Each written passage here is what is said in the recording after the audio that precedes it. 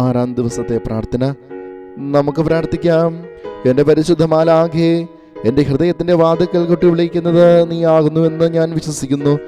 നിന്റെ സ്വരവും ന്യായമായ ശാസനകളും എൻ്റെ ആത്മാവിൻ്റെ ഉള്ളിൽ പ്രവേശിക്കുന്നതായി ഞാൻ അറിയുന്നു.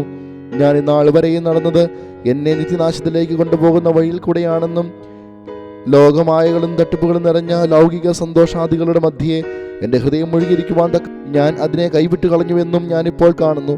എന്നാൽ ഇനി ആ വക സന്തോഷങ്ങൾ അശേഷം മൗനമായിരുന്നു കൊള്ളട്ടെ.